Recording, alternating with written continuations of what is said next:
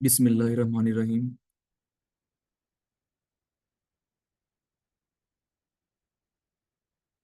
आज हम पढ़ेंगे पाइथागोरस को और उसके साथ कुछ चूंकि हम कोई और दूसरा फिलोसफर नहीं पढ़ना साथ हमने, तो हम कोशिश करेंगे कि हम चंद करंट अफेयर्स और थोड़ी बातचीत दूसरे मामलात पे कर सकें। सो उम्मीद करता हूँ कि आप लोग आज बड़े मतलब कि भारी किस्म के क्वेश्चंस करेंगे, जिसके इंशाल्लाह जवाबात भी देंगे हम। एंड पे क्वेश्चन आंसर्स भी सेशन भी अच्छा खासा होगा। सो पहले स्टार्ट करते हैं, पाइथागोरस को कवर करते हैं। पाइथागोरस हमारा लास्ट प्री सोक्रेटिस फिलोसफर है। और इसके बाद हम कल जो है वो सोक्रेटिस और प्लेटो। कल की हमारी रिकॉर्डिंग बहुत लंबी होने जा रही है, पहले बता दूं मैं।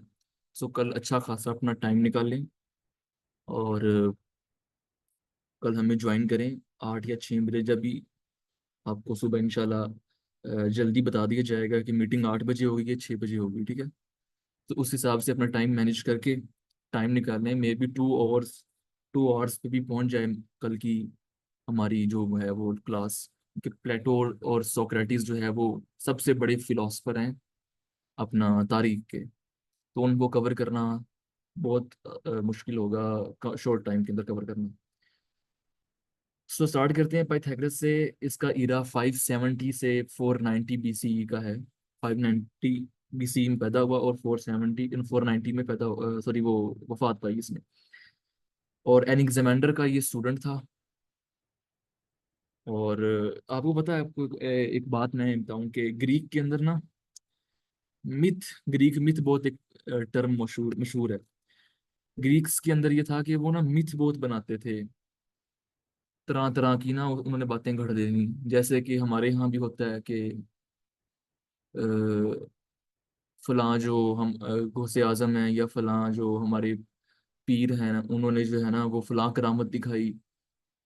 और जो है अपना पाकपतन के बाबा फरीद, उन्होंने शक्कर की बारिश बरसाई। और लाल शहबाज कलंदर उड़ा करते थे। और गौसे आजम ने डूबती हुई कश्ती तार दी। ये सब मिथ है जिसका हकीकत से कोई ताल्लुक नहीं होता।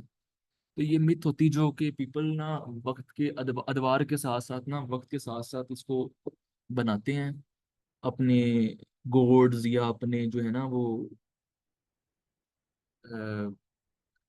जो भी उनके बड़े लोग हुआ करते थे, तो उनकी शान में इस तरीके से बढ़ चढ़ कर वो इस तरह के मामलात और इस तरह की मिथ बनाते थे। सो ग्रीक मिथ का इस्तेमाल आज हमारी जो इंग्लिश की वोकेबलरी है, उर्दू की वोकेबलरी है, उसमें बहुत ज़्यादा होता है। चंद एग्जांपल्स मैं आपको दे देता हूँ। जिस तरह से हमारे यहाँ एक बहुत मशहूर एग्जांपल है ब्लैक शीप की, कि ये तो ब्लैक शीप है। ये किस लिए इस्तेमाल होती है भला?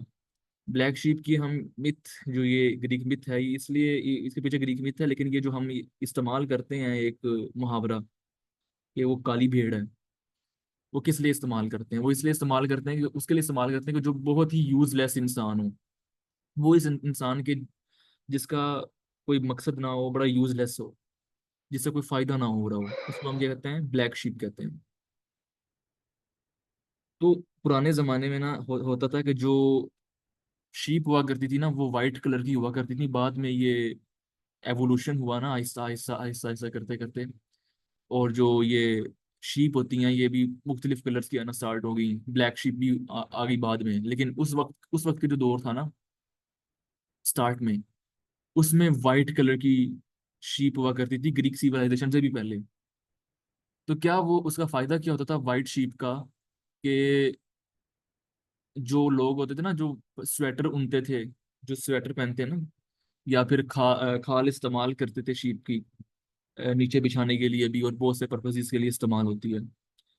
तो उनको फायदा होता था कि वो उस वाइट कलर की जो खाल होती थी ना शीप की, उसके ऊपर कलर कर लेते थे मुख्तलिफ तरह के।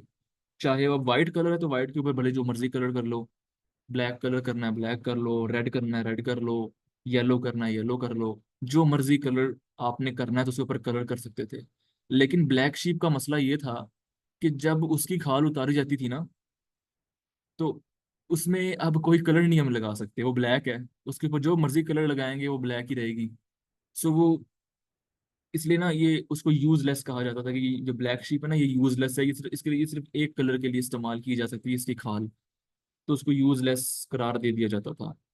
तो वहीं से ये ग्रीक मिथ हमारे से, हमारे तक उसको मनहूस भेड़िया कह देते थे। जहाँ आज भी हम किसी को कहते हैं ना, यार तू तो हमारे दरमियान एक काली भेड़ है, तो हमारे दरमियान तू मनहूस इंसान है, या एक यूजलेस चीज है। सो ये मिथ इस तरीके से आई। तो ये ग्रीक के लोग ना, मिथ बड़ी इनकी मशहूर हुआ करती थी। तो पाइथागोरस जो हम पढ़ रहे हैं, उसके बारे में बड़ी मिथ मिथ मशहूर थी, बिकॉज बहुत बड़ा फिलोसोफर था। तो उसके बारे में बहुत सारी मिथ मशहूर थी कि ना, एक मिथ के मुताबिक तो उसकी जो टांग है ना वो सोने की थी। एक मिथ के मुताबिक पाइथागोरस टाइम ट्रेवल भी कर सकता था। एक एक मिथ के मुताबिक जो पाइथागोरस है वो एनिमल्स के साथ बातें भी कर सकता था, जानवरों से बातें भी कर सकता था। जानवर उसकी जुबान समझते थे, वो जानवरों की जुबान समझता था। और वो खुद एक बहुत बड़ी मिथ क्लेम करता था। वो कहता था कि वो बहुत सारी जिंदगियां जी चुका है, जिसमें से चार उसको याद हैं। बहुत सारी जिंदगियां जी चुका है जिसमें से चार उसको याद हैं। अब पता नहीं उसने ये बात कही थी कि नहीं कही थी। बहरहाल उससे मंसूब है ये बात, तारीख में मिलती है हमें। सो ये ग्रीक मिथ इसके हवाले से बहुत मशहूर थी, पाइथागोरस के साथ। सेकेंडली, वो पहला एक फिलोसोफर था जिसने अपने आप को, अपना नाम फिलोसोफर रखा था। बिकॉज जो जितने भी पुराने फिलोसोफर थे ना, उनको फिलोसोफर नहीं कहा जाता था उस वक्त। उनको सेज कहा जाता था। सेज कहते हैं ग्रीक में उस्ताद को। ग्रीक लैंग्वेज में सेज कहा जाता है उस्ताद को। लेकिन वो अपने आप को पाइथागोरस दूसरों से बड़ा मुख्तलिफ समझता था। ये हर एक फिलोसोफर की आदत होती है, वो अपने आप को कोई वखरी बला समझते होते हैं। थे भी वखरी बला, लेकिन अपने आप से हर किसी को डिफरेंट समझते थे। तो दूसरों से अपने आप को डिफरेंट समझते थे। तो उसने जो है ना, पाइथागोरस ने अपना नाम फिलोसोफर पहली मर्तबा रखा। पहले सेज कहा जाता था। और उसने ना अब चलते हैं उसकी कम्युनिस्ट सोसाइटी की तरफ, जो उसने एक पॉलिटिकल फिलोसफी दी। मैं आपको समझाता हूँ। अच्छा, पहले तो मुझे ये बताएं कि आप सब में से कम्युनिज्म का पता कैसे है, कि कम्युनिज्म की फिलोसफी है क्या। बड़ी फेमस है, जिसकी कम्युनिज्म की, जिसका आज जो एक अल्टरनेटिव कह लें, या उसका एक प्रो वर्जन सोशलिज्म भी है। लेकिन आप मुझे बताएं कि कम्युनिज्म की फिलोसफी क्या है, उसका उसको बनाने वाला कौन था। Anyone now? कोई जानता है? अगर जानता है तो वो माइक ऑन करके बात कर सकता है।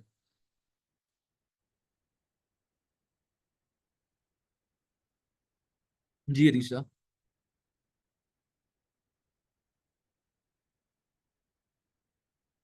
कम्युनिज्म कहते हैं कि यानी जैसे थोड़ा कैपिटलिज्म सा होता है कि कुछ ना। माइनॉरिटी के पास अख्तियार होते जी जी, कम्युनिज्म में ये होता है कि लोगों के पास अख्तियार होता है, यानी जैसे प्राइवेट प्रॉपर्टी कोई ओन नहीं करेगा और सब कुछ चीजें लोग ओन करेंगे और कोई उन पर फोर्स नहीं कर सकता कोई भी चीज। एक तरह से इक्वालिटी डेवलप होती है, सारे लोग बराबर हैं। और ये शायद रशिया में आया था पहली दफा। और एक हम्म। मूवमेंट चली थी पूरे इसके ऐसे खिलाफ, ही। यानी कैपिटलिज्म के खिलाफ। वहां पे मोनार्की थी, उसके खिलाफ मूवमेंट चली थी। फिर कम्युनिज्म आया था, फिर कम्युनिज्म ही नाकाम हो गया था। तो बिल्कुल ऐसा ही ये है। थोड़ा अच्छा, सा मुझे पता है इसके बारे में। आस बिन नाबिद कह रहे हैं, Karl Marx and Friedrich Engels, एक मिनट,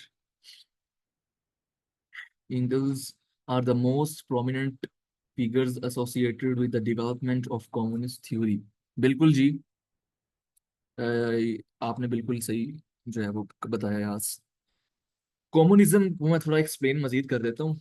आपने कुछ बेसिक बता दी है इसकी अरीशा। कम्युनिज्म कार्ल मार्क्स ने इसको जो है वो पेश किया था। और कम्युनिस्ट मैनिफेस्टो उसकी बुक है, उसके अंदर उसने पूरा मुकदमा लिखा है। मैं जब कम्युनिस्ट मैनिफेस्टो की बुक पढ़ रहा था ना, तो मुझे वाकयातन जो है ना, वो उस ये वजह पता चली कि क्यों इकबाल ने उसके बारे में ये शेर लिखा था कि वो नबी नहीं था, मगर उसको उसकी बगल में एक किताब थी। मतलब अल्लाह ताला के नबी हजरत मोहम्मद सल्लल्लाहु अलैहि वसल्लम, और उनको किताब कौन सी मिली? कुरान मजीद। और इकबाल ने कहा कि वो नीस्ट पैगंबर, ऐसे वो शेर है वो फारसी में, कि नीस्ट पैगंबर, के पैगंबर तो नहीं था, अज बगल दर किताब के इसी तरीके से शेर है, मैं थोड़ा आगे पीछे कर रहा हूँ। तो वो लेकिन उसके बगल में किताब थी एक। तो जीनियस, बहुत जीनियस आदमी था, उसने जिस तरीके से स्ट्रक्चर किया कम्युनिज्म के जो पूरा क्या नाम है, इकोनॉमिकल, जो भी उसका स्ट्रक्चर था, उसको जिस तरीके से उसने स्ट्रक्चर किया ना, वो बड़ा कमाल किस्म का उसने स्ट्रक्चर किया। लेकिन वो कम्युनिज्म जो है वो चल नहीं सका। बिकॉज जब भी आप खुदा से हटकर, अल्लाह से हटकर, कुरान मजीद से हटकर अपना निज़ाम, भले जितना भी दिमाग लड़ा के बनाएंगे ना, हैं आप इंसान ही, आप जो मर्जी कर लें, आपने एक ऐसा निज़ाम बनाना है कि जिसमें खराबी आनी ही आनी है। So the best system is that system जो कि अल्लाह ताला ने हमें अता की है। बहरहाल उसने एक अपनी कोशिश की, एक अप्रिशिएट करना चाहिए। अच्छा, कम्युनिज्म होता क्या, हम इस तरफ आते हैं अब। कम्युनिज्म में किसी किस्म की भी फ्री लिबर्टी नहीं होती। अपना जो भी हमारी मार्केट होती है उसमें फ्री लिबर्टी नहीं होती। सबके रेट मुतय्यन किए जाते हैं। मतलब कि अगर 250 का रुपए किलो चावल हुकूमत ने लिख दिया है, तो पूरी मार्केट में किसी की भी हिम्मत नहीं है कि वो 260 कर दे, या 255 भी, 251 भी कर दे। किसी की हिम्मत नहीं है कम्युनिज्म कंट्री के अंदर। आज मैं ये पिछले दिनों जब मैं लाहौर से साहिवाल अपने घर वापस आ रहा था, तो मैंने ना वाटर बोतल ली एक, वहां से परचेज की। अब वहां से मुझे 180 की मिली। हालांकि जब मैं वहां से लेता हूँ अपने हॉस्टल के पास से कहीं, तो वहां पर देखें तो,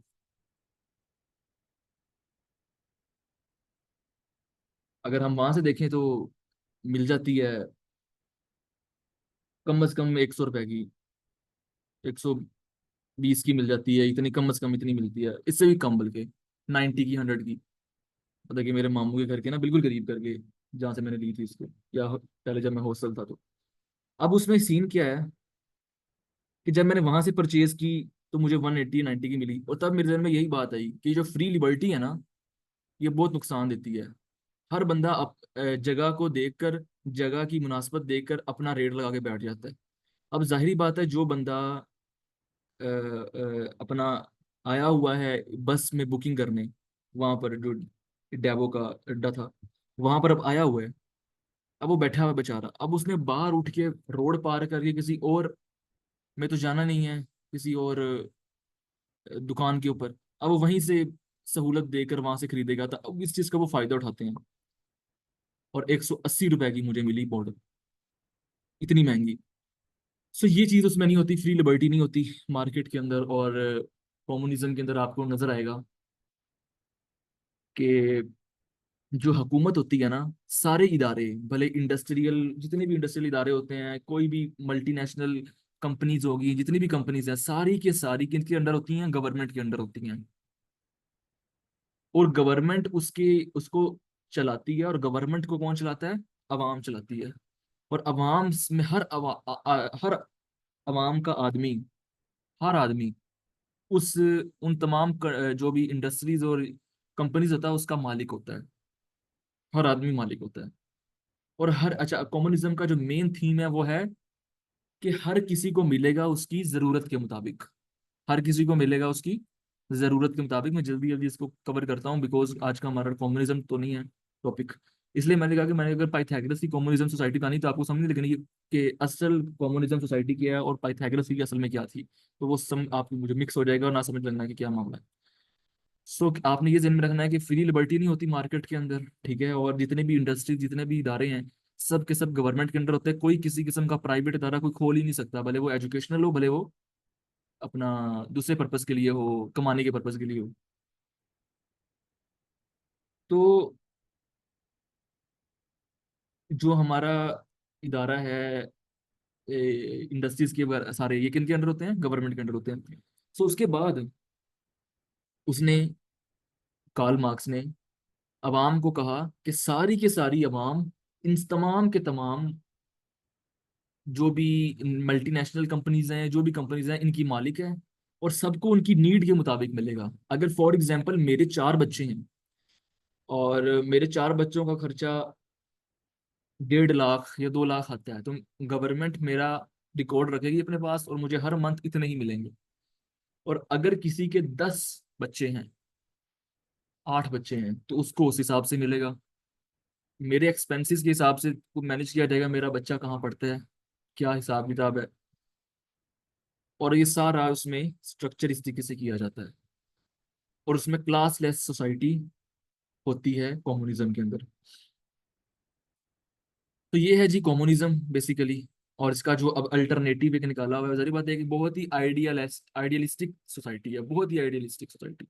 अब आज के दौर में कौन अपनी बड़ी बड़ी मल्टीनेशनल कंपनीज को छोड़कर इस तरह हुकूमत के साथ जो है वो अलाई करेगा और हुकूमत के अंडर करेगा अपनी कंपनी। सो आज हम इस तरह के सोशल कॉन्ट्रैक्ट में दुनिया के और इस तरीके से बंध चुके हैं कि ये तो बिल्कुल इम्पॉसिबल से भी नीचे की स्टेज आती है कि ये इस तरह की कोई सोसाइटी है। लिहाजा उन्होंने इसको इवॉल्व करके एक सोशलिज्म की सोसाइटी दी कि पहले सोशलिज्म ले आओ, जिसे हम कहते हैं ना कि पहले प्योर डेमोक्रेसी ले आओ। तो प्योर डेमोक्रेसी खुद ही पाकिस्तान के अंदर खिलाफत की तरफ ले जाएगी हमें। मतलब जब प्योर डेमोक्रेसी होगी तो हर यहाँ पे तो सारे मुसलमान है 98%, तो सब क्या चाहेंगे कि इस्लामी कानून हो। तो पहले प्योर डेमोक्रेसी लेकर आओ, खिलाफत खुद ही आ जाएगी। उसी तरीके से वो कहते हैं कि पहले कम्युनिज्म को बाद में देखेंगे, बड़ी इस वक्त आइडियलिस्टिक सोसाइटी है, हम सोशलिज्म पहले लेके आते हैं। सोशलिज्म होता है कि हर किसी को मिलेगा उसके काम के मुताबिक। अब हर कोई इस पे इत्तेफाक नहीं करेगा ना कि मुझे मेरी जरूरत के मुताबिक मिले। तो हर किसी को मिलेगा उसके काम के मुताबिक, कि मैंने अगर 10 घंटे काम किया तो मुझे 10 घंटे की उजरत उजरत मिलेगी। किसी ने 4 घंटे काम किया तो उसको 4 घंटे की उजरत मिलेगी। जब इस तरह करते करते करते करते एक सोसाइटी काफी हद तक इकोनॉमिकली स्ट्रगल करते करते ऊपर चली गई, तो वो बाद में कम्युनिज्म को अपने अंदर एडजस्ट कर लेगी, कम्युनिज्म की सोसाइटी ले आएगी अपने अंदर। ठीक है। सो ये है कम्युनिज्म। लेकिन पाइथागोरस का कम्युनिज्म क्या था? उस वक्त का जो अशराफिया तबका था ना, मैंने आपको अगर याद हो बताया हो, तो डेमोस थे एक, जिससे निकल कर डेमोक्रेसी आगे इवॉल्व हो गई, वर्ड बना। तो डेमोस वो तबका था कि जिनके ना कोई गुलाम थे और ना वो किसी के गुलाम थे, डेमोस।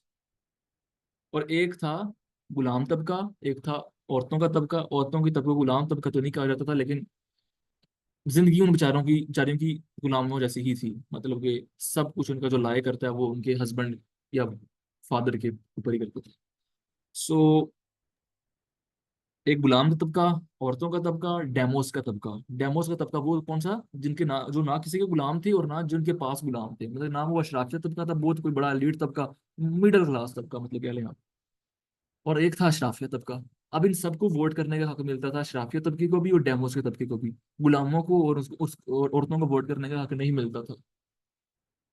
सो पाइथागोरस ने जब देखा कि जो अशराफिया तबका है उसमें भी लड़ाइयाँ चल रही हैं, और डेमोज और अशराफिया तबके की बहुत लड़ाइयाँ चल रही हैं आपस में। जो अशराफिया तबका था उसमें जो मजीद नए अमीर हो रहे थे, डेमोज में से निकल कर जो नए नए अमीर हो रहे थे, या उन अमीरों में से भी कुछ जो नए अमीर बन रहे थे, उनकी आपस में बहुत ज्यादा ना कशीदगी हो रही थी, लड़ाई हो रही थी। चंद कहते थे कि हमें नए तौर तरीके अपनाने चाहिए, लेकिन कुछ कह रहे थे नहीं, हम हमें अपनी तारीख और अपनी जो सकाफत है, जो पुरानी सकाफत है, उसको अपने साथ रखना चाहिए। और भी बड़े सारे उनको मतलब कि ना इकोनॉमिकली कि किस तरीके से हमें चलना है। तो वो उसमें बहुत उनकी आपस में मसाइल चल रहे थे। और दूसरा डेमोस के अशराफिया तबके के साथ भी बड़ा क्लैश चल रहा था।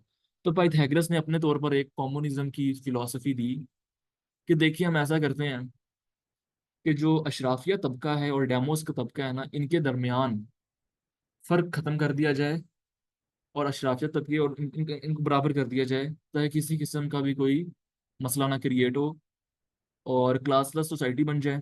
सब मिडिल क्लास हो जाए या सब अशराफिया तबका बन जाए, तो इनकी जो आपस की कशीदगी है ना वो खत्म हो जाएगी। ठीक है। तो फिर उसने जो है कहा कि तमाम की तमाम जितनी भी इंडस्ट्रीज हैं वो सब यही लीड करें, लेकिन क्लासलेस सोसाइटी हो। उसी से भी इंस्पायर हुआ था कार्ल मार्क्स भी। खैर कार्ल मार्क्स ने कॉपी नहीं किया उसको, एक आइडिया कॉपी है ये। बट जो उसने उसको, आप अब इतना लंबा लेक्चर मैं कम्युनिज्म पे दे नहीं सकता। उसमें जो उसने प्रॉपरली डिस्क्राइब किया ना, ये किस तरीके से मैनेज किया जाएगा इंडस्ट्रीज को, इकोनॉमिकली किस तरीके से हैंडल किया जाएगा, सो एक्सट्रीमली जीनियस स्ट्रेटजी है। आप अगर चाहते हैं पढ़ना तो आप कम्युनिस्ट मैनिफेस्टो पढ़ लें, कार्ल मार्क्स का। सो बता दिया मैंने, आप क्या क्या पॉइंट्स मैंने गिनवाए हैं पाइथागोरस के भला। कि उसने पहला इंसान था जिसने अपने नाम नाम जो है ना वो फिलोसोफर इंट्रोड्यूस करवाया, अपने आप को फिलोसोफर कहलवाया। और उसके बारे में मिथ्स भी बहुत मशहूर थी।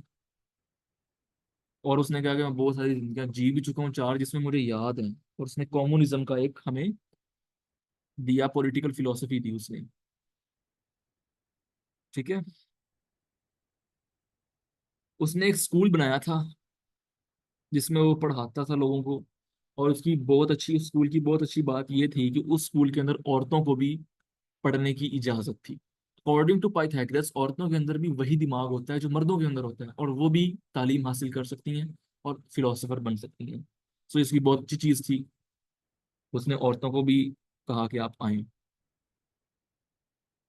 और उस जो, चूंकि अब वो एक पॉलिटिकल फिलोसोफर भी था, पॉलिटिक्स में भी उसका बड़ा किरदार था।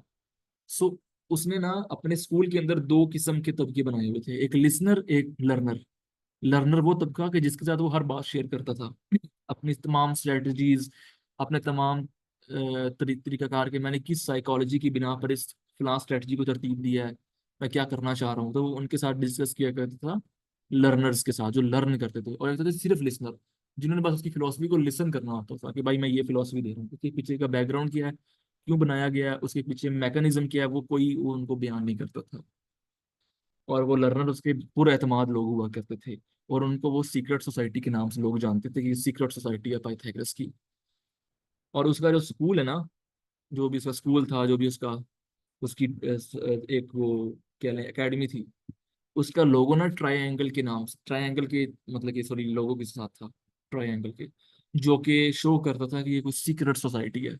आज भी आप देख लें जितनी भी सीक्रेट सोसाइटीज हैं, इल्यूमिनाटी को देख लें, आप फ्री मैसन्स को देख लें, आप जितनी भी सीक्रेट सोसाइटीज को देख लें, सारी के सारी उनके ना लोगों में ट्रायंगल जरूर होगा। तो वो सब इसी से इंस्पायर थी, जितनी भी ये सीक्रेट सोसाइटी इनसे इंस्पायर होकर ट्रायंगल को एक राज का बनाया हुआ है निशान।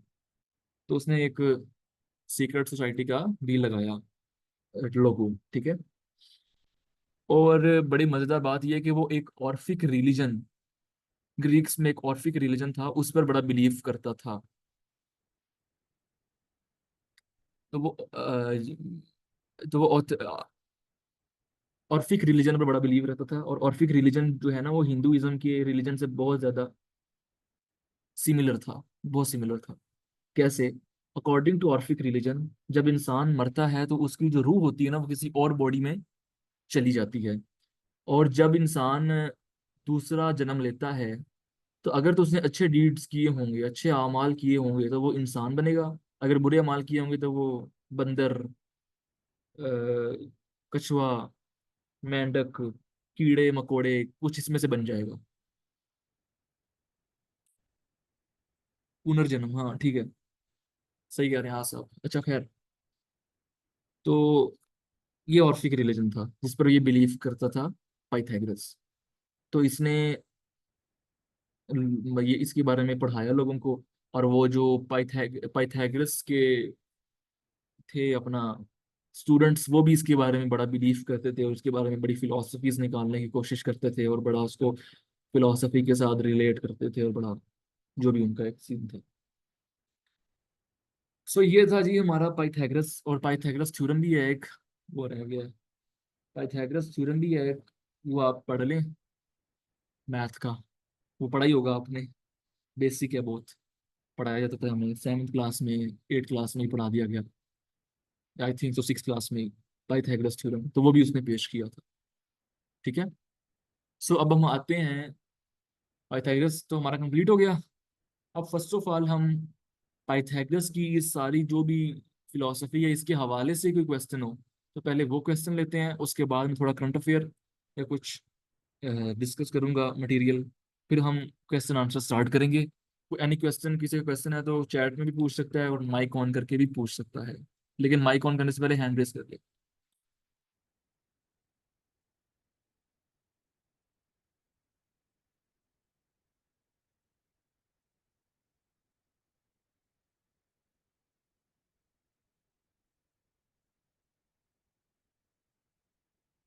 Any question? कम ऑन यार, किया करो क्वेश्चंस ताकि मजीद नॉलेज निकले। अब बहुत सी चीजें होती हैं मेरे सबकॉन्शियस में पड़ी होती हैं, मुझे जब कोई क्वेश्चन करता है तब मैं, मुझे मेरे वो जेहन में आती हैं, क्लिक होती हैं, फिर मैं उसको बयान करता हूँ। वैसे मैं कोशिश करता होता हूँ कि मैं राइट डाउन कर लिया करूँ, कभी मैं कर लेता हूँ कभी नहीं भी करता राइट डाउन पेज के ऊपर।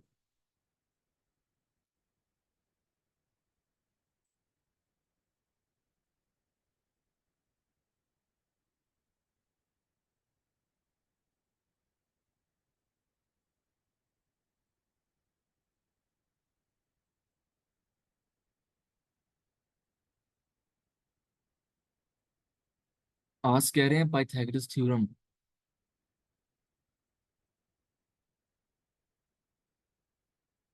जी जी।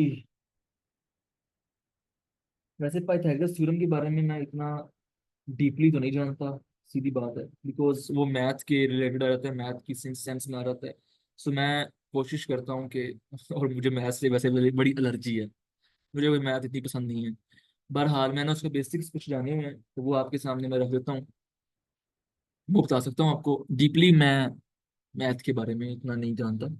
बहरहाल Pythagoras theorem I think so pyramids को, जो हमारे पाइरामिड्स थे ना पुराने दौर के, शायद उसको नापने के लिए बड़ा मुफीद था और बड़ा कारगर साबित हुआ था पाइथागोरस थ्योरम, उनकी लंबाई को नापने के लिए और उनको मैयर करने के लिए। तो अकॉर्डिंग टू, अगर आप देखें कि अपना एक होती है ट्राइंगल सीधी, एक होती है कॉर्नर में ट्राइंगल होती है, मैं समझा नहीं यार, आप देख लीजिएगा गूगल करके।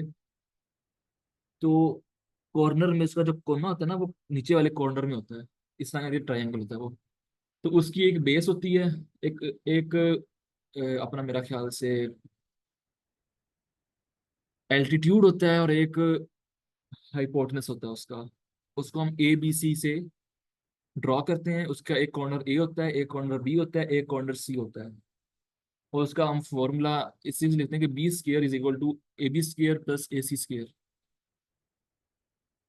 ठीक है, ये इसकी बेस है, मैंने आपको बता दी है। बाकी पाइथागोरस थ्योरम के बारे में मुझे इतना पता है कि वो पायरामिड्स के लिए उसको बड़ा इस्तेमाल करते थे। सो उसके बारे में इतना डीप आप फिलोसफी का क्वेश्चन करें उसके हवाले से, बिकॉज हमारी क्लास में फिलोसफी की।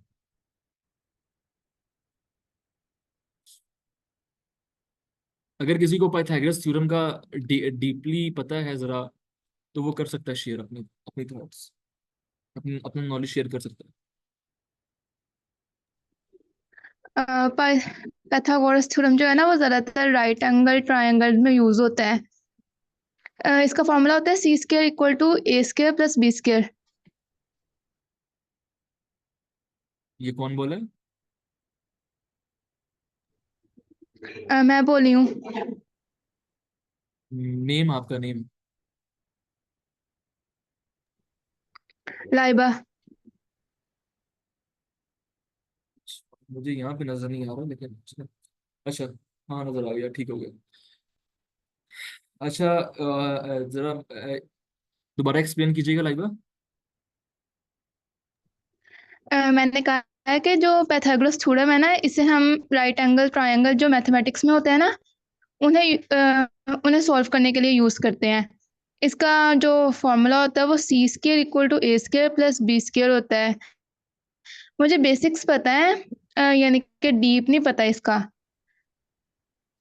सी हाइपोटेन्यूज के इक्वल होता है, ए एल्टीट्यूड या परपेंडिकुलर और बी बेस। जी ये तो मैंने बता दिया ना, इसको तो मैंने डिस्कस कर लिया। अच्छा खैर, इतना कोई मेरा ख्याल का डीप है भी नहीं, और बता दिया मैंने आपको, ये पायरामिड्स को नापने के लिए पाइथागोरस जो इस्तेमाल। है। जी जी जी मेरी आवाज आ रही। जी जी। पाइथागोरस जो है वो कुछ न्यूमरोलॉजी में भी ये था, इन्वॉल्व था थोड़ा। मतलब वो जो है उसका वो बिलीव करता था कि पूरा जो कायनात है जो वो नंबर्स पे डिपेंड है, नंबर्स से बना है हाँ, कुछ।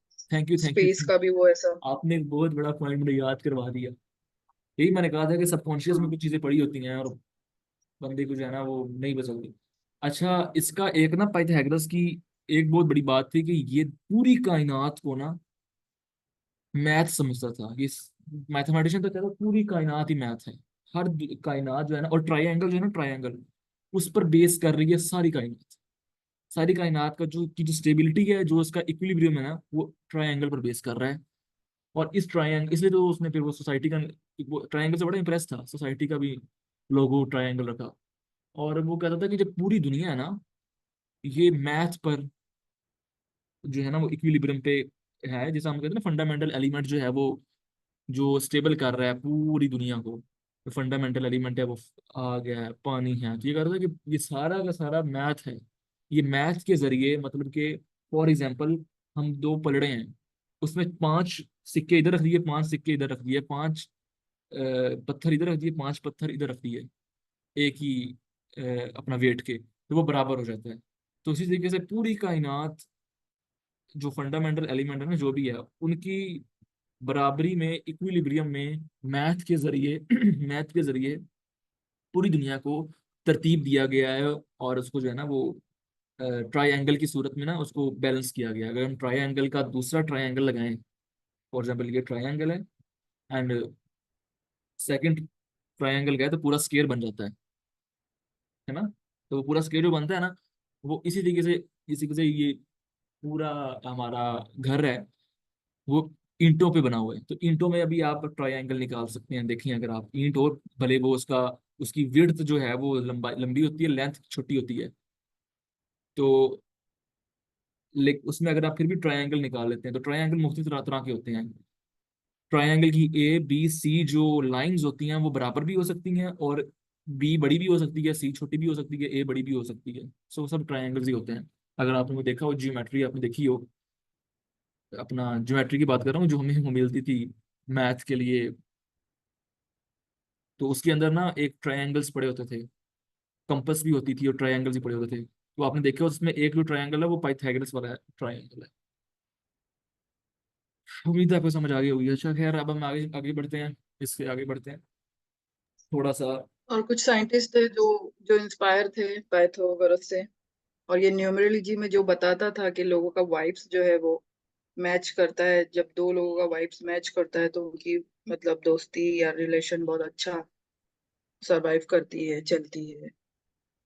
तो बहुत सारी न्यूमरोलॉजी में बहुत कुछ उसने बताया है हम्म। Initial stage. चलें। और उसकी जो मैथ्स है उससे जो है बहुत से वैसे आप साइंटिस्ट जो लोगों है के वो। ये फ्रीक्वेंसी के मैच करना, एक आदमी का दूसरे आदमी से फ्रीक्वेंसी का मैच करना, इसके बारे में आप लोगों का क्या ख्याल है? ये मतलब ये फ्रीक्वेंसी किस लिहाज से मैच होती है? फीलिंग्स की फ्रीक्वेंसी मैच होती है कि सबकॉन्शियस की फ्रीक्वेंसी मैच हो, तो आप जो है वो एक अच्छा बॉन्ड बना सकते हैं, आपस में अंडरस्टैंडिंग आपकी अच्छी होती है? इसके बारे में बड़ा काम हुआ है फिलोसफी में, कुछ जानते हैं? हाँ, और उसका ये भी कहना था कि सिर्फ लोगों का नहीं, मतलब हर चीज का, एवरी एनिमल लिविंग बीइंग का जो है एक वाइब्स होता है, एक कनेक्शन होता है जो हम्म। दुनिया से होता है, स्पेस से होता है। तो ये वो बड़ी अच्छी मतलब उसका एक बड़ा अच्छा एक इंटरेस्टिंग पार्ट था देखिए ना, आप शबनम अच्छा होमवर्क करके आई पाइथागोरस। हैं आज। इस तरीके से आप सब अगर होमवर्क करें तो चीज़ें ऐड होंगी, और मजीद जो एडिशन होगी हमारी क्लास के अंदर नॉलेज की। तो ये सब इस तरीके से होमवर्क करके आया करें, पहले बता देते हैं हम कि ये हमारा टॉपिक होगा, तो उसको सब जो है ना वो पढ़ कर आया करें। वाइब्स वाइब्स का आप कुछ बता रहे थे। हाँ जी, वाइब्स का, उसके बारे में आप लोगों का क्या कोई देना चाहेगा? वर्डिंग में बताता हूँ फिर बाद में। वाइब्स तो ऐसे जहाँ तक मुझे लगता है, मेरी नॉलेज में जहाँ तक है कि ये एक फैक्ट है कि हर किसी की एक वाइब होती है, और जो है किसी किसी से वाइब मैच भी करती है। इतना हम्म। तक पता है, आगे डिस्कशन में शायद याद आए। अच्छा, इसके अंदर ना बहुत सारा काम हुआ है फ्रीक्वेंसीज के हवाले से, फिलोसफी के अंदर, कि जब एक इंसान जो है ना अपनी थॉट्स को शेयर करता है, उसकी थॉट्स की ना एक फ्रीक्वेंसी होती है। मतलब फॉर एग्जांपल कितने भी हर्ट्ज कह लें आप, तो वो एक एक उसकी ना एक मतलब कि डीपनेस होती है एक उसकी, वो ना जब भी किसी दूसरे आदमी की इन वेव्स की सूरत में, एक होता है ना एक बात को समझ लेना, एक होता है वेव्स की सूरत में, तो जब दूसरी फ्रिक्वेंसी आदमी की फ्रिक्वेंसी और मतलब फॉर एग्जाम्पल ए है और बी है, और ए की फ्रीक्वेंसी बी आदमी की फ्रीक्वेंसी के साथ मैच होती है ना, तो दोनों के अंदर एक बहुत अच्छा बॉन्ड क्रिएट होता है, अंडरस्टैंडिंग क्रिएट होती है। जैसे फॉर एग्जाम्पल मुझे फिलोसफी पसंद है, तो किसी और को फिलोसफी अगर पसंद होगी और हमारा इंटरेस्ट सेम निकल आया और हमारी थिंकिंग भी सेम हुई, ये नहीं कि मैं अगर फिलोसफी पढ़ रहा हूँ तो वो तरह की और तरह की फिलोसफी पढ़ रहा है, वो उस फिलोसफी के कोई और ही मार्क्स निकालता है, ठीक है ना। तो वो इस तरह से नहीं, मतलब कि हमारी अगर जो अंडरस्टैंडिंग है, जो हमारी मामलात हैं, जो हमारे जहन की अटेंशंस हैं, लाइक मैं क्रिटिकल थिंकिंग को बड़ा पसंद करता हूँ, फ्री थिंकिंग को पसंद करता हूँ, कोई और आदमी फ्री थिंकिंग को पसंद करेगा, तो हमारी फ्रीक्वेंसीज मैच करेंगी, हम एक दूसरे के साथ एक बॉन्ड क्रिएट होगा, एक दूसरे को पसंद आएंगे, ठीक है। और एक हार्मोन्स रिलीज होंगे जो कि हमें उस आदमी का एडिक्ट करेंगे, फिर उसके साथ हमें कंबाइन रखेंगे, एक बॉन्ड बना के रखेंगे। डोपामिन का हार्मोन का पता ही होगा आप लोगों को। तो इस तरह का ना बहुत सारा मतलब केमिस्ट्री भी है इसकी बहुत, कि जब ये सिर्फ नहीं होता कि मैंने अपना ख्याल शेयर किया, दूसरे आदमी को पसंद आया तो हमारा जो बॉन्ड बन गया, नहीं, तो इसकी बहुत सी केमिस्ट्री भी है, जो इसको इस तरीके से फ्रीक्वेंसीज के हवाले से और अपना थिंकिंग के हवाले से मुझे अगर थिंकिंग मिलती है, तो इससे इस तरह से जो है ना वो रिप्रेजेंट किया जाता है और शेयर किया जाता है। जी ऋषा।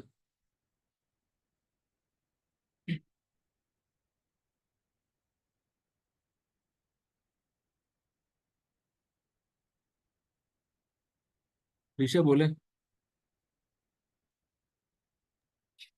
अच्छा, मैं ये पूछ रही थी कि जैसे हमने पिछले प्री सोक्रेटिस का पढ़ा कि उनके खिलाफ उनकी स्टेट ने कोई ना कोई एक्शन जरूर लिया, कि कोई पॉइंट उनकी फिलोसफी से वो ऐसा पकड़ लेते थे कि ये हमारे खुदाओं के खिलाफ है, या हम्म। ये नहीं होना चाहिए, इससे हमारी, हम्म। यानी उनको डर होता था ना कि जो आवाम है वो रिवोल्ट कर देगी। तो क्या पाइथागोरस इतना मशहूर था तो उसके हवाले से हमें ऐसा कुछ हाँ, नहीं मिलता उसका कि ये उसके था कि खिलाफ कोई पाइथागोरस, मशहूर जी जी, हुआ था, उसके साथ इकदाम भी लिया हुआ गया था। हो? पाइथागोरस के साथ भी हुआ था, असल में ना ये बिलीवर था, तो इस गॉड के एंड से तो वो बच गया, बताया ना मैंने अभी कि वो ऑर्फिक था, तो गॉड की एंड से तो वो बच गया, मतलब गॉड के व्यू से तो बच गया वो। लेकिन वो पॉलिटिकल फिलोसफी जो उसने पेश की ना कम्युनिज्म की, उसने उसको बहुत ऑप्रेस किया। अब जब वो उस वक्त उसने जो वो फिलोसफी पेश की, तो उस वक्त की जो हुकूमत की वो मुफाद में थी, तो उसने तो उसको ले लिया, उस फिलोसफी को, और बड़ा पसंद किया। लेकिन जब चेंज हुई ना अपना हुकूमत, तो ये जो इसका स्कूल था ना, इसको बड़ी देर बंद भी रखा गया, बड़ा ऑप्रेस किया गया इसको। और इवन ये कहा जाता है कि पाइथागोरस भाग भी गया था कुछ देर के लिए, आंखों से भी ओझल था जब तक ये गवर्नमेंट चेंज नहीं हुई या माहौल साजगार नहीं हुए। तो इसका उस हवाले से ऑपरेशन भी बहुत हुआ है इसकी एकेडमी के ऊपर, पॉलिटिकल हवाले से, तो रिलीजियस हवाले से इसको कोई भी किसी किस्म का नहीं मसला दरपेश हुआ, बिकॉज ये बिलीवर था। क्लियर हो गया। ओके जी, तो आगे हम बढ़ते हैं अब। मजीद तो क्वेश्चन तो नहीं है ना आप लोगों का अब मजीद?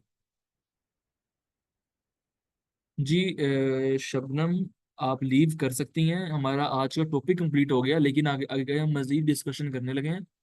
अ, कुछ करंट अफेयर्स के हवाले से कुछ मजीद हम करने लगे हैं डिस्कशन, तो अगर आप उसमें रहना चाहती हैं, कुछ इंजॉय करना चाहती हैं और नॉलेज गेन करना चाहती हैं, तो आप रह सकती हैं, नहीं तो आप लीव कर सकती हैं। और कल इंशाल्लाह हम सोक्रेटिस और प्लेटो को स्टार्ट करेंगे, नेक्स्ट फिलोसफर्स को स्टार्ट करेंगे, ठीक है। सो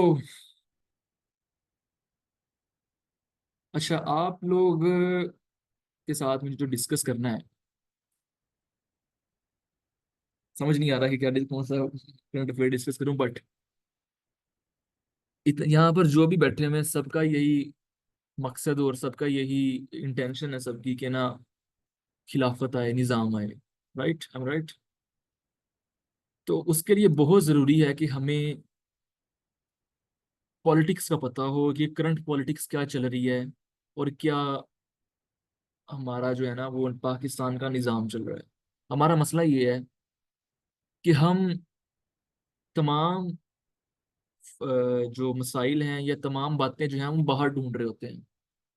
मैं नहीं कह रहा कि आप फ़लस्तीन का गम ना करें, बट या मैं नहीं कह रहा कि आप कश्मीर का गम ना करें, लेकिन ग्लोबल मामलात में हम जाएंगे, लेकिन पहले हमें यही नहीं पता होता कि हमारे पाकिस्तान के अंदर क्या चल रहा है, बिकॉज हमने इसको हेड क्वार्टर ऑफ खिलाफा बनाना है ना।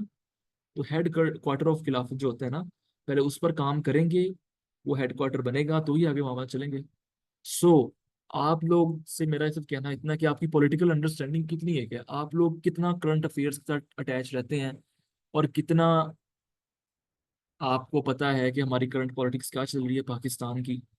मुझे पता है कि जो नमूने हैं, नवाज शरीफ, मरियम नवाज और इमरान खान और फवाद अपना फवाद कुरैशी और ये सारे जो भी अजूबे हैं, इनको कॉन्टिन्यूसली सुनना कि किसने क्या मौकफ दिया है, किसने क्या बात की है, ये निहायत ही बोरिंग और वक्त का ज़िया लगता है। मैं मानता हूँ इस बात को। बट ये थोड़ा सा इम्पोर्टेंट भी है कि ये जानना कि हमारी क्या चल रही है, जो हमारी जो बेस है ना पाकिस्तान पॉलिटिक्स की, उस पर क्या चल रहा है, किसका पलड़ा भारी हो रहा है, किसका पलड़ा कमजोर हो रहा है। इससे हम प्रिडिक्ट कर सकते हैं कि हमारा नेक्स्ट पाकिस्तान का फ्यूचर क्या होगा, तो हमने किस हिसाब से एक्शन लेना है, ये हमें इस बारे में मालूमात होगी। सो आप लोगों को, आपसे मैं चाहता हूँ कि मैं आप लोगों में से कोई भी जो भी बात करना चाहता है, तो वो अपना माइक ऑन करके बताए कि वो करंट पॉलिटिक्स के बारे में क्या जानता है, पाकिस्तान की करंट पॉलिटिक्स क्या चल रही है।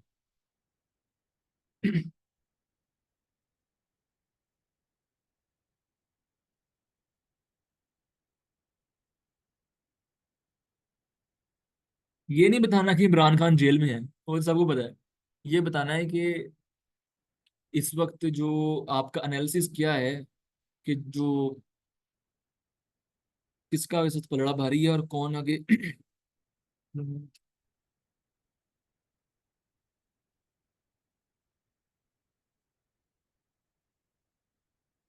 बताएं, कोई अपना ऐड करें। एनालिसिस बताना है आपने कि क्या चल रहा है, फिर मैं आप भी शेयर करूंगा आप लोगों से, फिर इंशाल्लाह आपको ये पता चलेगा कि किस तरीके से आपने इसको मैयर करना है और करंट पॉलिटिक्स से अटैच रहना है। बुरा नहीं मनाना आप लोगों ने, अब मैं स्टार्ट करने लगा हूँ, और बुरा नहीं मनाना आप लोगों ने। ये है हमारे जी वो भाई के जो इस्लामिक सिस्टम लाना चाहते हैं। मैं तो चैट पढ़ लूँ एक मरतबा, कहीं चैट में किसी ने बोला ही ना हो फिर बाद में फिर।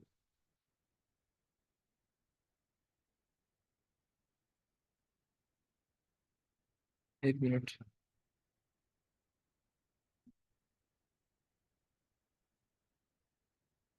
अच्छा, नहीं किसी ने कोई बात नहीं की। अच्छा, ये जी है हमारे, बुरा नहीं माना आप लोगों ने। ये हम हैं, ये हमारी असलियत है, इंक्लूडिंग मी, कि हमें बेसिक पॉलिटिक्स क्या चल रही पाकिस्तान की उसका ही नहीं पता। और हम कहते हैं कि हमने निज़ाम लेकर आना है यहाँ पर। निज़ाम कैसे आ जाएगा, जादू जादू की छड़ी घूमेगी आ जाएगा, 3 नस्लें संवारेंगे आ जाएगा, कुछ करेंगे आ जाएगा, ऐसे नहीं होता। जानना पड़ता है, प्रिडिक्ट करना पड़ता है। देखें कि क्या चल रहा है पाकिस्तान में, और पाकिस्तान को बेहतर बनाएं। जब आप पाकिस्तान की पॉलिटिक्स के अंदर स्टूडेंट्स उतरेंगे ना, और आहिस्ता आहिस्ता, अब आप, मैं आपको अभी अभी किसी में लिबरल लड़के को लिंक भेजकर ऐड करूँ ना, वो आप मुझे आज की, आज के दिन की 10 से 15 करंट अफेयर्स बता देगा कि आज ये हुआ है, ये हुआ है, आज ये हुआ है। आज जो है वो फॉरेन किसी कंट्री के साथ हमारा ये मुआहिदा हुआ है, ये हमारी एग्रीमेंट हुआ है, इसमें ये बात की गई है, इतना हमें फंड मिला है, जिसमें से इतना अभी लग चुका है, इतना अभी रहता है। अभी मैं ऐड कर दूं, मैं शर्त के साथ कह सकता हूँ, पूरा यकीन, मुझे पूरा यकीन है। सो हम शुरू से ही हमने बस एक इमोशंस को उजागर उजागर रखा है, बस खिलाफत लेकर आनी है, जमहूरियत कुफर है, खिलाफत लेकर आनी है। ये बातें तो हमने मौलाना मौदूदी से लेकर आज तक हम करते ही आ रहे हैं, और हमने इसको रिपीटेडली रिपीट किया, इसकी तस्बीह करते रहना काफी होगा। क्या पॉलिटिक्स से अवेयरनेस नहीं होनी चाहिए? और पॉलिटिक्स से अवेयरनेस होने के बाद मोटिवेटेड यूथ है पाकिस्तानी, तो मोटिवेशन वो कहाँ लेकर जाए आस, मोटिवेशन जब हद से बड़ा। जी, हमें तो बताया गया ना कि आप एक सुपर नेशन है, आप एक ऐसी नेशन है कि अमेरिका जो है ना, और जो ये रशिया जो है ना, ये सारे के सारे लगे हुए हैं एलसीडी से और कैमरा से हमें ना वॉच कर रहे हैं कि कहीं ये न्यू टेक्नोलॉजी ना बना ले, और वो न्यू टेक्नोलॉजी जो है ना, हमें जल्द से जल्द पता करना है, वरना ये लॉन्च कर देंगे उस न्यू टेक्नोलॉजी को और हम उस न्यू टेक्नोलॉजी से महरूम रह जाएंगे, जबकि हमें जूते का तस्मा तक सही से बांधना नहीं आता। ये हमारी औकात है। और बातें हमारी हैं सुपर नेशन, अस्सलाम पूरी दुनिया इस वक्त पाकिस्तान में नजरें गाड़ी हुई है, इस्लाम पे नजरें गाड़ी हुई है, उनको कुछ भी नहीं है आपसे, वास्ता वुस्ता ही नहीं है उन्हें आपसे, कोई टेंशन नहीं उन्हें। उनको सिर्फ ये है कि ये बिल्कुल निज़ाम ना ऐसे ही अपना, है। जिस दिन ये अपना निज़ाम लेकर आएंगे खिलाफ, एक मिनट, एक जिस दिन ये अपना निज़ाम लेकर आएंगे खिलाफत का, उस दिन नेटो की जो है वो तबाही फिर जाएगी। जो नेटो का एक नेटवर्क है ना, जिसके जरिए पूरी दुनिया पर हुकूमत करता है अमेरिका। चलो आप मुझे यही बता दें कि नेटो का नेटवर्क क्या है, नेटो में क्या होता है, उसमें कितनी कंट्रीज हैं, उसका क्या, उसकी स्ट्रेटजी क्या है, उसके मामला क्या हैं, आप मुझे बताएं, कि बताना चाहेगा कि नेटो क्या है।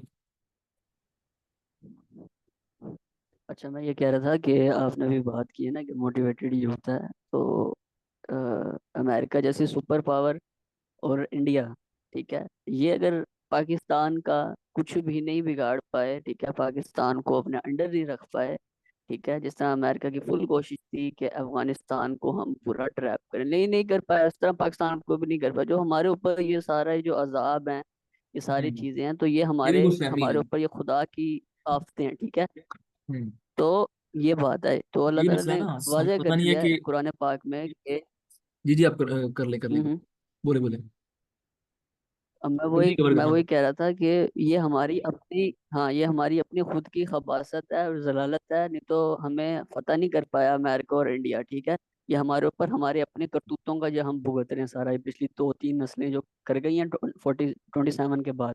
ये तो अल्लाह ये ताला ने हमारी, कुरान पाक में ये तो वाज़ह फायदा किया हो ना रहा है ना, कि ये तो फायदा बता रहे हो कि हम पर काबिज नहीं हो सके, और हमारी, अच्छा हमारी करतूत मैं गलत थी इसलिए हम पे काबिज वही नहीं हो मैं सके कह वो। रहा हूँ ना।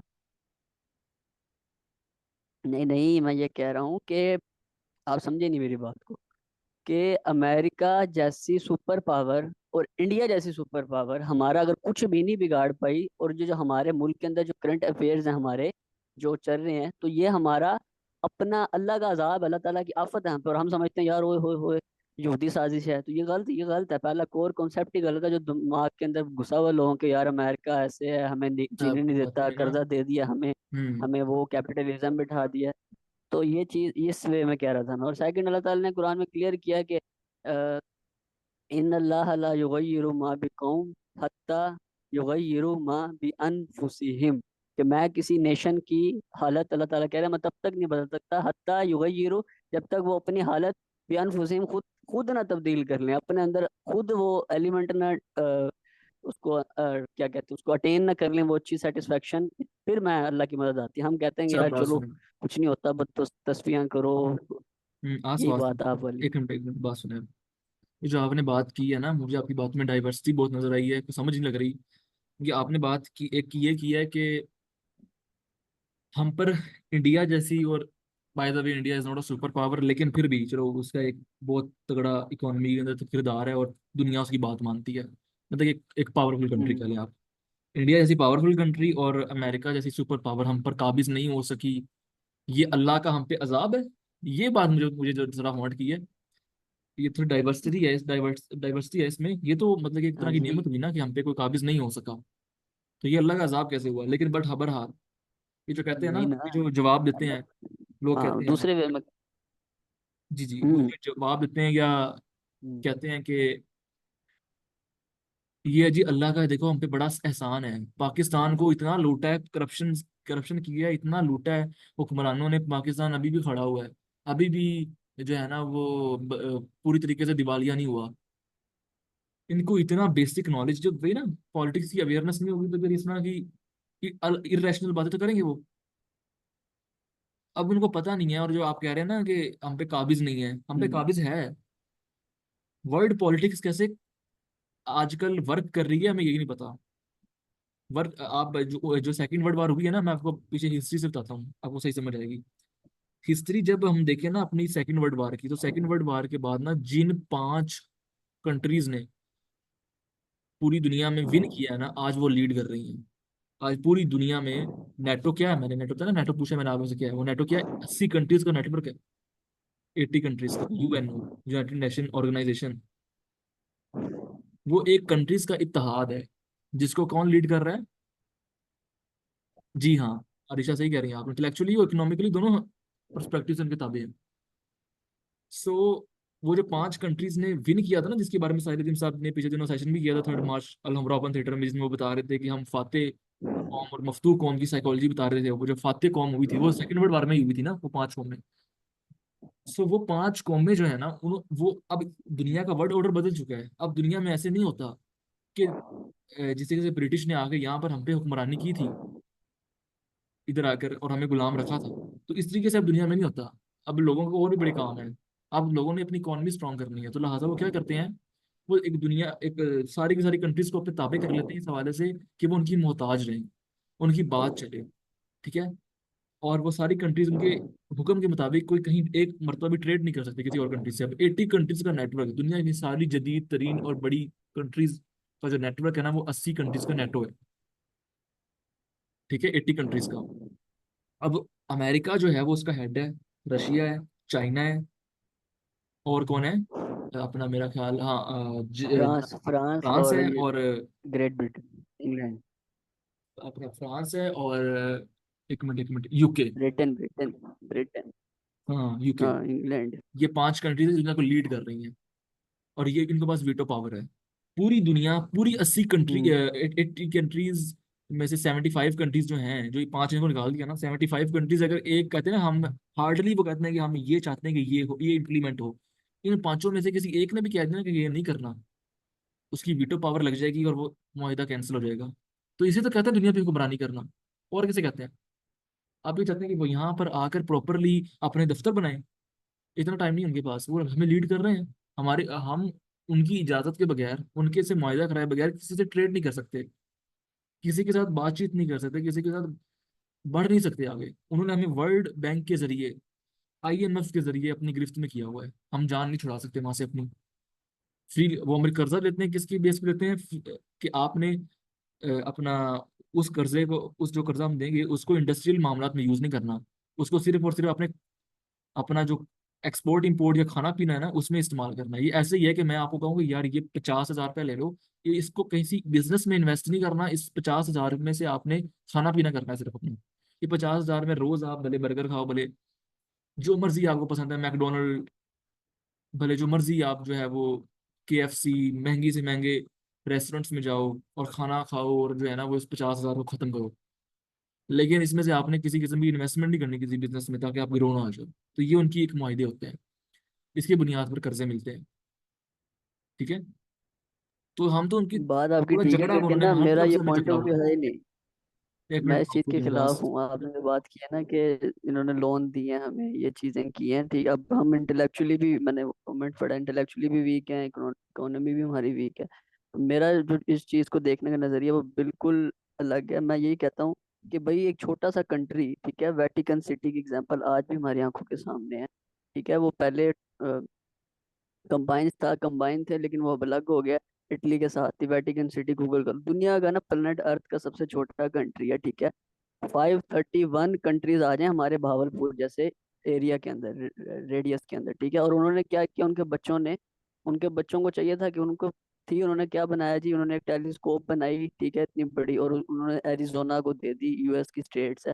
एरिजोना को उन्होंने टेलीस्कोप दी बना के, ठीक है, और उन्होंने अपनी सीट रिजर्व करवा ली यूके के अंदर, नेशन के अंदर, ठीक है, अपनी सीट रिजर्व करवा ली। और अब इन्फ्लुएंशियल कंट्री है वो। भाई हमारे बच्चे खुद नहीं चाहते करना, ये सारे ड्रामों से निकलें, ये कुछ निकलेंगे तो फिर टिकटॉक से, इंस्टाग्राम से, स्नैपचैट से, तो फिर ही कुछ होगा। तो हम ये मलबा डाल देते बिल्कुल, हैं लेकिन अमेरिका पे, यहूदियों पे। ये तो आप तायद कर रहे हैं ना उनके मौकफ की। ये इख्तलाफ ना हुआ, ये तो तायद हुई कि वो अपना, उन्होंने जो भी बनाया टेलीस्कोप वगैरह, और वो उसी के से बाहर अपनी सीट रिजर्व करवा ली। ये पाकिस्तान की बात करें, पाकिस्तान में ऐसा हुआ है? नहीं नहीं, पाकिस्तान में नहीं कह रहा, मैं कह रहा हूँ दुनिया का सबसे छोटा कंट्री, गरीब कंट्री, वो कर हाँ, गया तो ऐसे। इसको आप रिलेट पाकिस्तान से क्यों कर रहे हैं हम ना? लोग तो अब पाकिस्तान, पाकिस्तान में तो ये मामला भावलपुर, नहीं मैं हो, वही पाकिस्तान बता में रहा तो हूँ ना कि इंटेलेक्चुअल, भाई आप पाकिस्तान की भावलपुर इंटेलेक्चुअल के हेल्थ देख अंदर लें कि यहाँ का जो, नहीं है। पाकिस्तान की आप इंटेलेक्चुअल हेल्थ यहाँ से देख लें कि यहाँ पर हमारा हमारी इंटेंशन है ना, वो मॉब वायलेंस पे है बस। मॉब इकट्ठा करना है, किस हजूरी पे हैं? गुस्ताखी होगी, मार दो। हम इन चीजों में, अच्छा, जज्बाती चीजों में ब्लास्फेमी उलझे करना। हुए हैं। वही तो मैं कह रहा हूँ, हमने हमने अपने ऊपर इमोशंस को हावी किया हुआ है। जैसे ही हमने अपने अपने सर से इमोशंस को इनका हटाएंगे, कसूर है ये। वर्ल्ड पॉलिटिक्स, एक मिनट, एक मिनट, एक मिनट क्या जरा। हमने वर्ल्ड पॉलिटिक्स जो है, जब हम समझेंगे और हम कंट्री की पॉलिटिक्स समझेंगे तब हम उनको कंपेयर करेंगे। आप मुझे बताएं, आप लोगों में से कितनों को पता है कि हमास और इसराइल और ये फलस्तीन का मामला असल में है क्या था, पीछे से शुरू कैसे हुआ है, किस तरीके से हमास के ऊपर अटैक, मैं हमास ने अटैक किया, क्यों किया, और उसके पीछे रीजन क्या थी, हमास को किस किस ने सपोर्ट किया और क्यों क्यों सपोर्ट किया। इवन कि हमास को कौन सपोर्ट कर रहा है, हमास को चाइना ने सपोर्ट किया है, हमास को रशिया ने सपोर्ट किया है, क्यों किया है, उनके मुफादात क्या थे पीछे जुड़े हुए, कोई उनको दर्द थोड़ी था, नहीं, बिल्कुल दर्द नहीं था। क्यों पीछे, एक पीछे पूरी वर्ल्ड पॉलिटिक्स चली है, दुनिया ने अपनी पॉलिटिक्स खेल ली है। आपको पता है कि ये जंग क्यों, ये जो जंग जो छिड़वाई गई है ये रशिया ने और ये चाइना ने, पीछे इसका क्यों छिड़वाई गई, रशिया और चाइना की तरफ से इसकी डोरें मिलती हैं। वजह पता क्या है? वजह ये है कि अगर जो ट्रेड लाइन है ना, जो वो ट्रेड मैप है, वो ज्यादा इस्तेमाल किसका होता है, वो होता है जो इसराइल से गुजरता हुआ, यहाँ से टर्की से होकर इसराइल से गुजरता हुआ वहां जाता है अमेरिका की तरफ। तो अमेरिका और इसराइल को पूरा पूरा फायदा हो रहा था। तो इनके जो इनके दूसरे हैं ना अपना मुखालिफ सुपर पावर्स हैं, रशिया और चाइना, उन्होंने आपस में, उनकी आपस में बड़ी दोस्ती है, तो आपस में मिलके उन्होंने इस जगह को वार एरिया बनवाया, ताकि यहाँ वार हो, और वार होने के बाद कोई भी कंट्री इस जो है ना रूट को सेफ रूट ना समझे, और वो कौन सा रूट इस्तेमाल करे, वो रूट इस्तेमाल करे कि जो टर्की से होता हुआ, मिडल ईस्ट, टर्की से होता हुआ आगे जाता जाता अपना वो यूके, और यूके से आगे क्रॉस करता है अपना, मेरा ख्याल है जाता है अपना, यार, ओमान का सिटी मेरा ख्याल, और वहां से होता हुआ रशिया जाता है, और रशिया से तो चाइना से निकलता है और रशिया पे खत्म होता है। तो वो जो रूट है ना, आप जाके निकाल लें, जो सारा रूट है वो अब इस्तेमाल हो रहा है, क्योंकि वो एक वार एरिया बन चुका है ना इस वक्त। तो यहाँ ये सारा रूट इस्तेमाल हो रहा है, फायदा किसको हुआ है? यही मैं कहता होता हूँ कि जब भी कोई वॉर हो, जब भी कोई मसला हो, चेक करो फायदा किसको हुआ है। जिसको फायदा होता है ना, पीछे हाथ उसी का होता है। सो इसराइल भी नहीं चाहता था कि जंग छिड़े यहाँ पे, ये भी आओ बता दूं मैं। हम कहते हैं कि इसराइल जो है वो बहाना ढूंढ रहा था।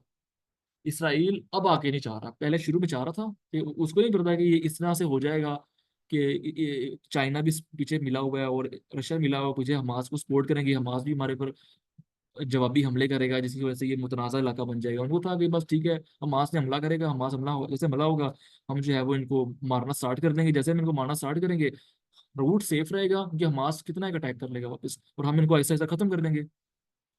सब देखिए पीछे जड़ कहाँ मिल रही है। दुनिया ये होती है वर्ल्ड पॉलिटिक्स, किस तरीके से वर्ल्ड पॉलिटिक्स जो है वो वर्क करती है। आ रही समझ? सो हमें ये जानना है कि किस तरीके से वर्ल्ड पॉलिटिक्स कर चल रही है, किस तरीके से पाकिस्तानी पॉलिटिक्स चल रही है। इस वक्त पाकिस्तानी पॉलिटिक्स में क्या चल रहा है सतह के ऊपर, ये भी जानना बहुत जरूरी है। इमरान खान को आप ले लो अभी, अगर इमरान खान अभी चाहे ना, तो डेमोक्रेसी पाकिस्तान में राज कर सकती है, पाकिस्तान में डेमोक्रेसी आ सकती है, लेकिन नहीं है। वो चाह रहा, वो नहीं कैसा कर रहा, वो कहता है कि प्रेसिडेंटल सिस्टम हो, डिक्टेटरशिप आए, और ये कौम ऐसी सीधी होगी, और करप्शन वालों को लटका दो। हालांकि इस वक्त इस्टेब्लिशमेंट बिल्कुल पीछे बैकफुट पे आई हुई है, और इस वक्त मौका है कि ये तीनों पार्टीज मिलकर अपनी डेमोक्रेटिक जो हेल्थ है ना उसको स्ट्रॉन्ग करें, और जब हमारे ये जो अवाम है वो डेमोक्रेसी को सपोर्ट करे, तो 10 15 20 साल इमरान खान हुकूमत कर लेगा अपने पॉपुलर होने की वजह से, बाद में मजीद कोई और बनेगा। सो इस तरीके से डेमोक्रेसी वर्क करेगी। सो अगर हमें, अब देखिए, अब हमें रूट मिल गया कि इमरान खान अगर मान जाए तो बहुत ज़्यादा फायदा होने वाला पाकिस्तान को फ्यूचर में। ये जो सरमायादार तबका है, जागीरदार तबका है, और ये जो दूसरा तबका है ना, ये सरमायादार तबका है, और ये जो जागीरदार तबका है, और ये जो सारा तबका है, ये बैकफुट पर आया हुआ है इस वक्त। ठीक है, और ये पीछे हट जाएंगे, और उसके बाद जो पॉलिटिशियंस है ना वो यहाँ पर काम करेंगे, जैसे वो काम करेंगे, तो हमारे लिए सिस्टम लाने की, इस्लामिक सिस्टम लाने की जो पॉसिबिलिटीज है ना वो बढ़ जाएंगी, क्योंकि बिकॉज जो हमारा एक बहुत, हम जब इस्लामिक सिस्टम के लिए उठेंगे ना, तो हमारा वो जब राह में बहुत बड़ा पत्थर है ना, वो पता क्या है? वो सरमायादार तबका, जागीरदार तबका और एस्टेब्लिशमेंट है। इन्होंने हमें बात तक करने नहीं देनी। सूद क्यों नहीं अभी तक बिल पास हो चुका, हमारे कॉन्स्टिट्यूशन में लिखा हुआ है कि सूद हराम है, फिर भी सूद पे चल रही सारा पाकिस्तान। हैरानी की बात नहीं है? यहाँ छोटा सा कोई बंदा चोरी कर ले, वो जेल में, लेकिन यहाँ बैंक कॉन्स्टिट्यूशन को वायलेट कर रहे हैं, लेकिन कोई किसी किस्म का एक्शन नहीं लिया जा रहा। पता क्यों? बिकॉज पाकिस्तान के 9.5% बैंक जो है वो इस्टेब्लिशमेंट ओन करती है, और 9.5% जो वो अपना वो ऑन करती है, जैसे ही सूद खत्म होगा तो उनका तो बैंक में घाटा पड़ जाएगा, फौजी फर्टिलाइजेशन की तबाही भी हो जाएगी, जो उनकी उनकी सीमेंट की इंडस्ट्री है। तो ये जो सब कुछ है ना, ये पीछे इस तरीके से वर्क करता है। तो हमें इस बारे में समझना है। और चूंकि अब एंड करते हैं, मेरे को काफ़ी मेंबर्स लीव भी कर गए हैं, तो मैं आपको यही, जो 2 मेंबर्स हैं इनको यही कहना चाहूँगा कि इतना कि हमारा इंटरेस्ट है पॉलिटिक्स में कि लीव कर गए लोग। सो ये बहुत आसान होता है जज्बाती नारे लगाना कि ये कर देंगे वो कर देंगे, लेकिन इंटेलेक्चुअली समझना चीज़ों को, इंटेलेक्चुअली उसको ग्रिप करना, फिर स्ट्रेटजी बनाना और आगे बढ़ना, ये असल मोमिन का काम। ये होता है मोमिन प्रैक्टिकल होता है, जज्बाती नहीं। हमारे तो प्रैक्टिकलिटी जीरो अच्छा हुई है। जी। सलमान भाई, इसमें एक ये भी है ना, परसेप्शन लोगों का बन जाता है। जैसे कि जब ये ईरान में इनकलाब आया तो लोगों ने सोचा कि कोई इस्लामी मुमलिकत आ जाएगी, इसी तरह जैसे अभी अफगानिस्तान में है। लेकिन असल में क्या होता है, अमेरिका इतना बेवकूफ़ भी नहीं है, उसे भी पता है कि ये इमेच्योर, मतलब जो भी मूवमेंट्स हैं इस्लामिक, और ये आपस में, जैसे जब वो खुमैनी पावर में आया ईरान में तो उसने इराक के साथ जंग शुरू कर ली, जबकि वो भी मुसलमान थे। और इसी तरह अभी अफगानिस्तान की भी अंदरूनी सूरत हाल देखें तो वो वहां पे अभी अंदरूनी लोगों को एक दूसरे को कत्ल करते हैं, वो फिरका वारियत के चक्कर में। तो ये खुद अभी जैसे पाकिस्तान में भी अगर हम देखें, मसलन अगर यहाँ मजहबी रुझान तो है, जो न्यू यूथ है और लोगों का भी, कि भाई खिलाफत आए, लेकिन वो यही है कि वो एंड ऑफ द डे क्या होगा कि वही मौलवी आके सर पे हमारे बैठ जाएंगे। मतलब जो ये लिबरल आपके सियासतदान वगैरह हैं, इनसे तो नफरत हमारे दिलों में पैदा हो रही है ना। उसका नतीजा ये निकलेगा कि ये जैसे ही कोई मूव आएगी ये पावर में आ जाएंगे, वो भी ऑब्वियसली जैसे ही अमेरिका स्ट्रिंग्स पुल करेगा उसी तरह से वो किसी को भी पावर में ले आएगा, और फिर उसको अनकोक्ड छोड़ के वो चले जाते हैं। जैसे उन्होंने इराक में भी किया, वहां पे भी अब वो आप देखें उनके पॉलिटिकल सिस्टम में सारा सत्यानाश हुआ हुआ है इराक में। वहाँ जो पॉलिटिशियंस हैं वो मतलब बहुत फुल करप्शन करते हैं, वहाँ के हालात बुरे हैं। और उल्मा है वहाँ पे, वो कहते हैं कि जी हमने पॉलिटिक्स में हिस्सा नहीं लेना, यानी इस तरह की वो अनकुक्ड सी सिचुएशन में फंसा गया हुआ है उन्हें। इसी तरह ईरान में है, और इसी तरह अभी अफगानिस्तान में भी है। इसी तरह पाकिस्तान को भी वो कर सकते हैं कि भाई नेक्स्ट हमें भी इसी तरह फंसा दें इस डायलेमा में, कि हम ये सोचें कि हम खिलाफत बनाएंगे और हम इस्लाम का बोलबाला करेंगे, और यहाँ हमें मतलब इमेच्योर मौलवियों के अंदर फंसा के वो चले जाएं कि हम इसी में चक्कर में फतवों में लड़ रहे हो, एक दूसरे के कत्ल हो रहे हो, और एक चीज पे एग्री ना कर रहे हो। तो मेरे यार ख्याल से बहुत इसके कमाल का लिए भी, पॉइंट है खिलाफत के आपका, लिए भी आपका बहुत कमाल का पॉइंट बहुत है। प्रेपरेशन की जरूरत है। सेम यही बात जो है ना, वो मैं पिछले दिनों कह रहा था अपने दोस्त को कि ये जो कहते हैं ना कि लिबरल्स और सेकुलर्स को पीछे से फंडिंग होती है, अगर अगर फंडिंग करने की जो फायदा होगा ना अमेरिका को, वो इधर की मजहबी जमातों को होगा फंडिंग करने का। ये यहाँ पे जो हमारे इरेशनल एटीट्यूड है ना, जो अन इंटेलेक्चुअल जी जी हमारा एटीट्यूड है, वो जी हमें, जी। हमारी जो यहाँ पाकिस्तान है ना, इसमें मसाइल ज्यादा पैदा करेगा। जैसे मसाइल पैदा होंगे उतना ही हम, इसलिए नहीं कि वो पाकिस्तान से कोई दुश्मनी है उनको, ये जेहन में रखें चीजें। ये जो हमें बच्चों बच्चों पर अमेरिका हम्म का दुश्मन है, अमेरिका को हमसे कोई वैसे ही जानी दुश्मनी है, नहीं। वो है कि जितना यार ये हम्म पसमानदा होगे ना, उतना ही ये कर्जे लेंगे, उतना ही हमारा आईएमएफ पे कारोबार चलेगा, उतना ही हमारा आईएमएफ का कौन और करता है? इसराइल, अमेरिका, सुपर पावर्स ये जो है। सो वो कहते हैं जी। कि जितना ये पसमानदा होंगे उतना ये कर्जे लेंगे, जितना ये कर्जे लेंगे उतना हमें मुनाफा होगा, बिकॉज उनको सूद समेत पैसे वापस करने पड़ेंगे। So this is the things. अच्छा मुझे ना एक काम पड़ गया है, और मैं वहाँ जा रहा जी हूँ। जी। बाकी तो इस मीटिंग को यहाँ पर एंड ठीक। करते हैं इंशाल्लाह, और कल जो है ना मजीद इस बारे में गुफ्तगू करेंगे। मैं चाहता हूँ कि आप लोग इस बारे में चलो सर्च ठीक है। कीजिएगा इंशाल्लाह, तो कल इसके बारे में मजीद डिस्कस करेंगे। ओके। जजाकल्ला जी, शुक्रिया। अल्लाह हाफिज। अल्लाह हाफिज़।